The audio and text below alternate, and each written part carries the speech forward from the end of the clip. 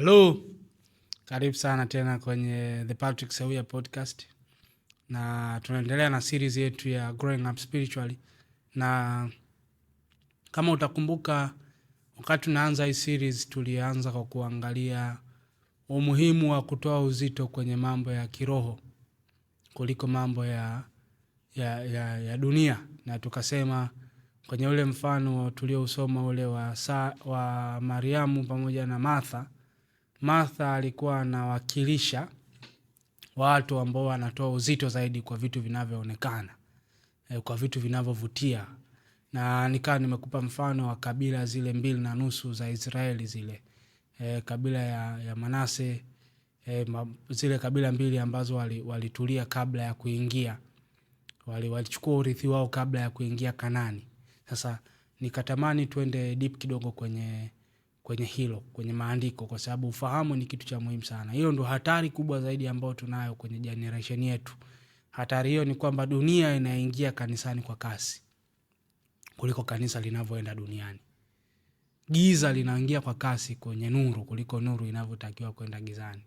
Sasa tuna wajibu wa kufanya. Kwa hiyo nikafikiri labda nikupe perspective zaidi ya kimungu kuhusiana na eneo hilo, eneo la ulazima na umuhimu wa kutoa uzito mkubwa kwenye vitu vya kiroho kuliko vitu vya kimwili. Na nitasoma maandiko hapa kwenye kitabu cha Mwanzo 33 mstari wa 18. Mwanzo 33:18 inasema, Yakobo akaja kwa amani mpaka mji wa Shekemu ulio katika nchi ya Kanaani. Alipokuja kutoka Padan Aram, akapiga kambi mbele ya huo mji, akainunua sehemu ya hiyo nchi alipopiga hema yake kwa mkono wa wana wa Hamori baba wa Shekemu kwa vipande 100 vya fedha. Sasa Yakobo yuko njiani kutoka Harani kwa mjomba wake Labani. Hapa yuko yeye pamoja na wake zake 2 na masuria wake 2 pamoja na watoto wake 11. Nafikiri by this time sidhani kama Benjamini alikuwa ameshazaliwa, sina uhakika sana. Lakini Yakobo yuko na watoto wake, kwa kifupi yuko na familia ya Mungu pale. Familia ambayo imebeba kusudi la Mungu, na ni kupitia familia hiyo ndio Masihi atakuja. Kwa haikuwa familia ya kawaida. Ilikuwa ni familia ya kimungu ambayo ilikuwa inahitaji ilindwe kwa wivu mkubwa, isiingie na kujichanganya na dunia.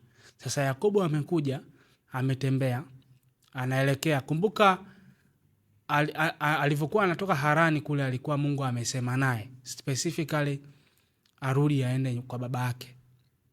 Arudi aende kule Kanaani kwa baba yake ambako alikuwa amemwacha kule.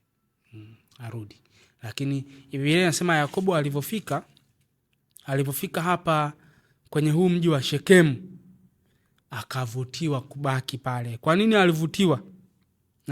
Alipiga kambi yake katika ile mji, akanunua hadi sehemu ya hiyo nchi alipopiga hema yake. Kwa nini alivutiwa kubaki hii sehemu? Yakobo alivutiwa kubaki hapa kwa sababu kulikuwa kuna malisho, kwa sababu za kiuchumi peke yake. Kwa sababu kumbuka, Yakobo familia yake ni familia ya kiroho, ni familia ya Mungu. Yaani kwa kipindi hicho pale ndio tumaini la Masihi lilipokuwa, yaani ndio jicho la Mungu lilikuwa pale. Lakini Yakobo anafika Shekemu, yuko njiani, hajafika anakoenda. Mungu hakumwambia aende akaangalie sehemu nzuri yoyote iliyopo njiani akae. Mungu alimwambia arudi kwa baba yake kule kwa Isaka alikomkimbia Esau kule. Mungu anamwambia arudi, lakini Yakobo anafika hapa Shekemu, mji mmojawapo wa Kanaani, anatulia pale, ananunua hadi ardhi pale, ana establish pale makazi yake. Motivation behind ilikuwa nini? Yakobo alikuwa ni mfugaji. Kwa alifika pale akakuta kuna mazingira mazuri ya ufugaji, akakuta ni mji mzuri wa kibiashara, akaona bora abaki pale. Kwa alifanya maamuzi na yeye kwa kuangalia vitu vinavyoonekana. Alifanya maamuzi based on the economic factors peke yake, bila kuangalia, bila kujali factors zingine. Na ukweli ni kwamba japo ni kweli Shekemu ulikuwa ni mji mzuri, lakini kama tu ilivyo miji yote ya Kanani, huu mji wa Shekemu ulikuwa unakaliwa na watu wanaitwa Wahivi. Wahivi wao waliokuwa wanakaa Shekemu walikuwa ni waovu waliokubuhu. Walikuwa ni watu wanaoishi maisha ambayo hayana restraint, maisha ambayo hayana mipaka wala hayana utaratibu, maisha ya dhambi. Sasa wanatheolojia wanakadiria nani, kwa mujibu wa maandiko, kwamba Yakobo alikaa hapa kwa miaka 10 years. Fikiria huko njiani, yani umesafiri huko njiani, hujafika unakwenda, lakini unafika hapo kwenye mji tu unaupenda, unajenga, unachukua, unanunua eneo, unakaa miaka 10. Unakaa miaka 10 kwenye mji wa uovu. Sasa matokeo ya kukaa karibu na uovu ilikuwa ni nini?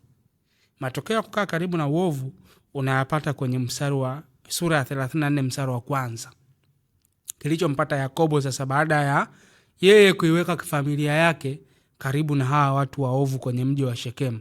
Biblia inasema basi Dina binti Lea, ambaye Lea alimzalia Yakobo, akatoka kuwaona binti za nchi.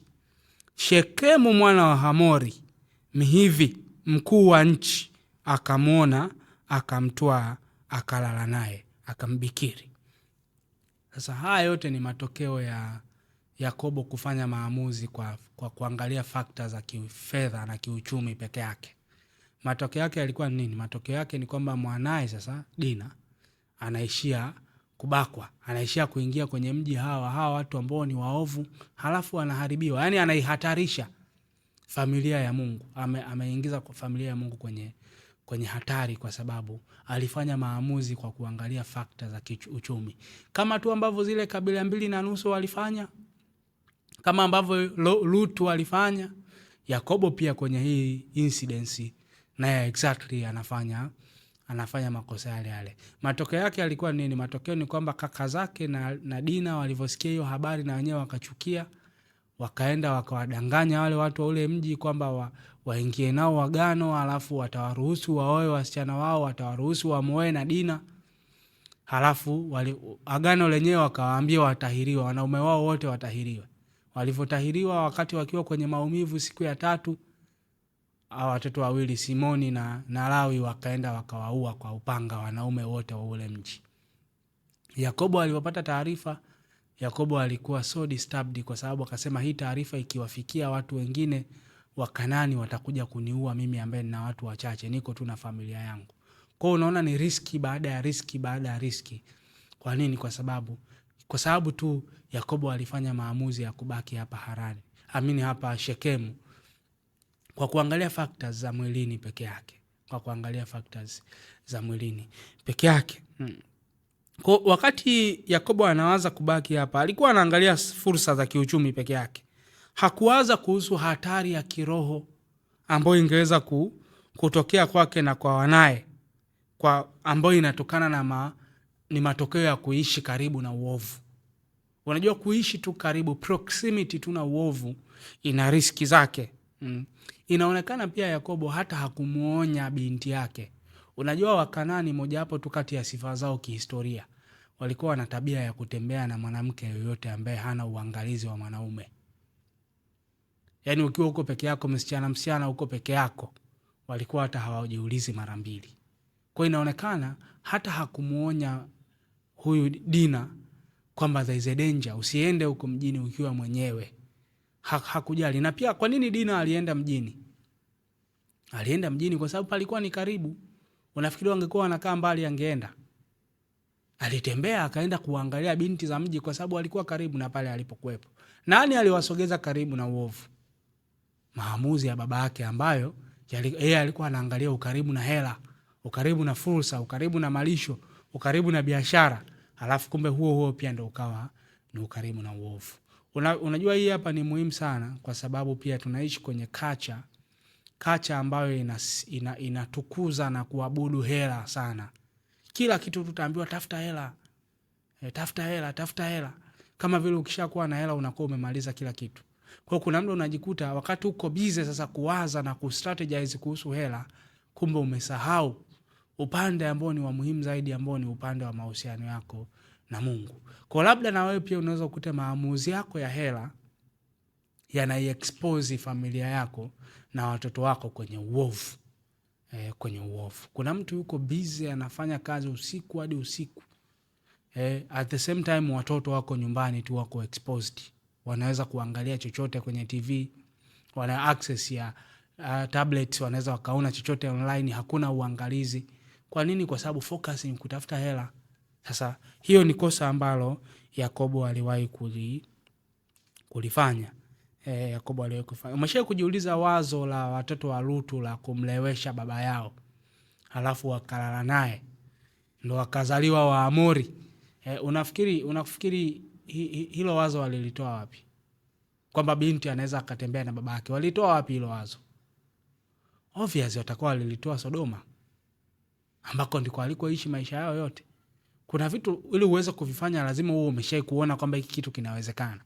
Sasa kuishi kwenye uovu kwa muda mrefu, ule uovu huwa una tendency ya kupenetrate na kukuingia wewe kwenye mawazo yako. Exposure to iniquity is dangerous, hasa kwa watoto na hata kwa watu wazima. Kwa hiyo huu karibu na uovu ambao Yakobo aliufanya kwa familia yake ni kitu ambacho kilileta madhara. Sasa ni vitu gani ambavyo tunaweza tukajifunza kutokea hapo? Cha kwanza, tunatakiwa kubadilisha namna tunavyowaza. Kipaumbele chetu cha kwanza ni maisha yetu ya kiroho, sio hela.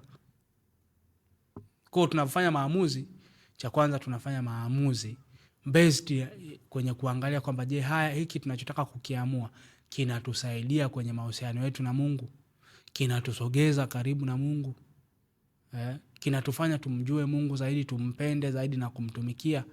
Halafu mengine yatafuata. Kwa sababu Biblia inasema kwa sababu walimkataa Mungu kwenye mawazo yao, Mungu akawaacha watumie akili zao zisizofaa, wafanye yasiyowapasa. Kwenye mawazo yako hakikisha kwamba humkatai Mungu kwa kutokumuingiza. Kumkataa Mungu sio kumwambia sikutaki. Kumkataa Mungu ni kumuacha kwenye mipango yako, kwenye mawazo yako.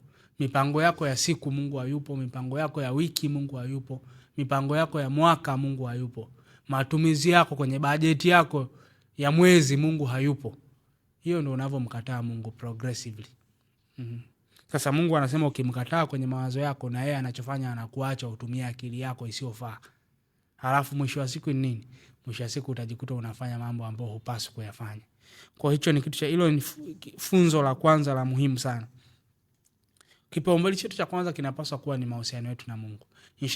Kusoma kitabu cha Kenneth Hagin, anasema zamani ilikuwa mtu akiwa anahamia mji mwingine, yani kwa mfano mtu yuko hapa Dar es Salaam, halafu anahama kikazi, anahamishwa kikazi kwenda mkoa mwingine.